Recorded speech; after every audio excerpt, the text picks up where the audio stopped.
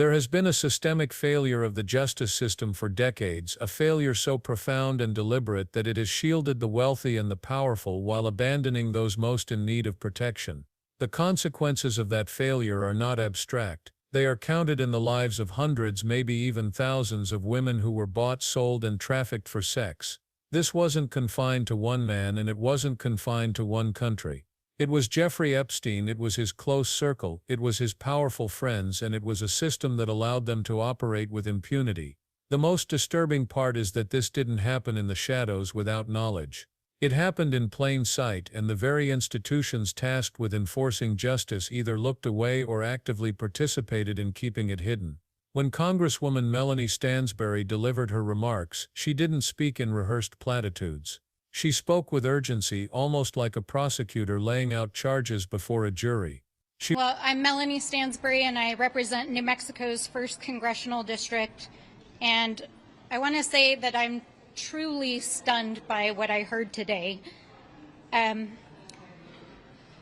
thing about being a victim of assault, of sexual violence, is that it not only steals your sense of self, it steals your dignity, it steals your ambition, it steals your hopes, it steals your dreams, and it steals your sense of personhood.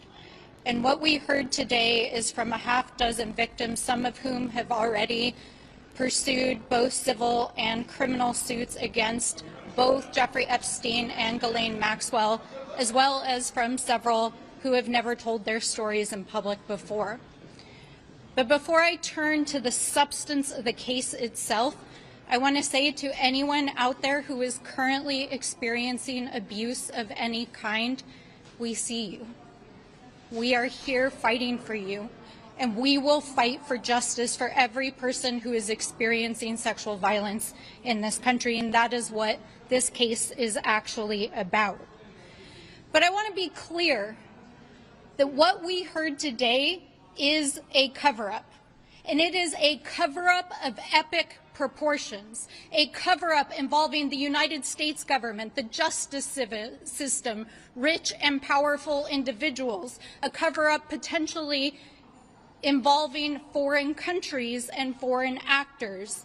And yes, here today in this House, as our colleagues are up in the House chamber in the Rules Committee, a cover-up by the Republicans in this chamber. Because as you will find out in the coming days and weeks, this goes all the way to the top. So let's be clear about that. There has been a systemic failure of the justice system for decades. A systemic failure to hold people who are powerful and have money to account, and that has allowed not just hundreds but potentially thousands of women, not only in the United States but around the world, to be bought, sold, and trafficked for sex, not only by Jeffrey Epstein but by his associates and his rich and powerful friends. And as these stories come forward, whether they're stories that have already been told, they're stories in those FBI files that have not been released by the Department of Justice and which they must release because of the subpoena, or whether they are stories of victims that have not yet come forward, we will hold you all accountable for this miscarriage of justice, for the abuse of these women, and the abuse of this institution to try to cover it up. Because there happens to be a very powerful person at the top who doesn't want these stories out. So that is why we subpoenaed these records. That is why these victims were here today to bravely tell their stories. And whatever justice looks like in the coming days and weeks and years, we will follow every thread. We will follow every piece of evidence. We will follow every bank record. We will follow every investigation. We will follow every court order, and we will make sure that those who were abused by these men are held accountable. He reminded the chamber and the country that the impact of sexual violence extends far beyond the act itself. It strips people of dignity. It steals ambition. It robs them of their sense of self, of their identity, of the future they might have had. Survivors are left with scars they never asked for, and on top of that they often face silence from the very authorities sworn to protect them. The stories shared that day were not abstract statistics. They were raw, painful human accounts. Some of these women had battled in courts already, others were stepping forward for the very first time. And while each voice carried its own tragedy, together they pointed to something even more sinister, the existence of a structure designed to protect predators rather than punish them. Stansbury did not dance around her conclusion. She called it what it was, a cover-up, not a bureaucratic mistake, not a case of poor oversight, an intentional, organized, high-level effort to shield people with money and influence. She pointed to government agencies, to the justice system itself, and even to members sitting in the chamber as complicit in suppressing evidence, burying subpoenas, and keeping names sealed in classified files. She argued that what we were watching unfold was not justice delayed, but justice obstructed. And then she escalated the claim even further, suggesting that foreign actors may also be tangled in this network of exploitation and silence. That possibility transforms what many already considered the scandal of the century into something global. If Epstein's reach extended beyond American elites, if it touched foreign governments or global power brokers, then this is not just a failure of one nation's system. It is a worldwide web of exploitation, complicity, and influence.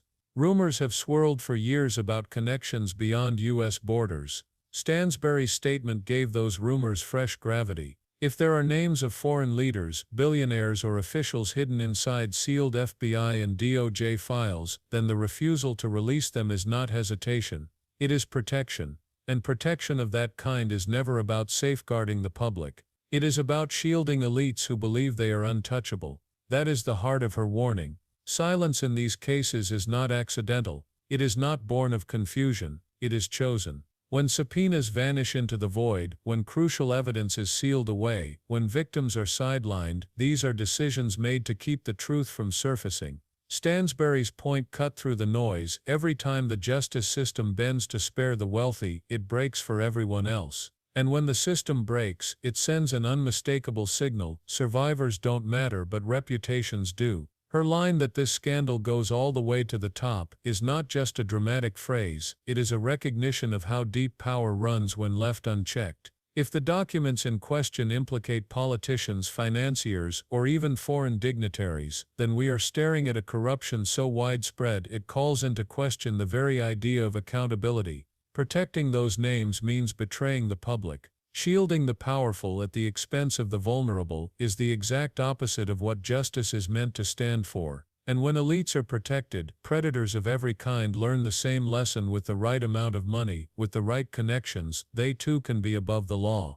The sobering truth is that Epstein was not unique. He was not a one-off. He was a symptom of a broader disease, one where influence is currency, where silence can be purchased, and where institutions bend not toward justice but toward concealment. That is why Stansbury's vow to follow every subpoena, every bank record, every survivor's testimony resonated so strongly. It wasn't empty rhetoric, it was a recognition that unless every thread is pulled, the web will remain intact, shielding those who believe they are immune from consequence. And history is clear on one point: when no one applies pressure, the powerful always win. So we are left with an urgent question: will this be the time when the truth comes out? Will America finally face the full scale of Epstein's crimes and those who enabled him? Or will this follow the same script we've seen too many times before: loud outrage, followed by silence, followed by the slow closing of doors, until survivors are once again left voiceless in the dark?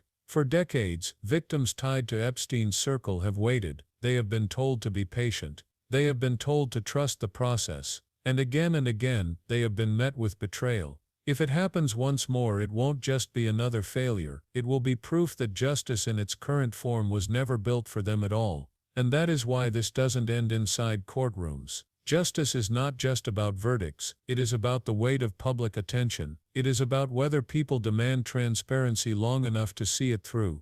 When the public forgets, elites relax. When outrage fades, doors close. But when people continue to demand the release of files, continue to question why names remain sealed, continue to support survivors brave enough to speak, pressure builds, and pressure is the one force that has ever managed to crack through the armor of the powerful. That is why Stansbury's warning should echo far beyond that chamber. When she said, "This goes all the way to the top," she wasn't exaggerating. She was reminding us of what is at stake if silence wins. The truth is that the Epstein scandal is not about one man, it is about a system that enabled him, a network that profited with him, and institutions that chose to protect instead of prosecuting. It is about a culture of concealment, where the names of the wealthy remain hidden while survivors carry shame in public. It is about the decisions made in offices, courts, and political chambers to prioritize reputations over justice. It is about every associate who remains free, every victim who remains unheard, and every document that remains sealed.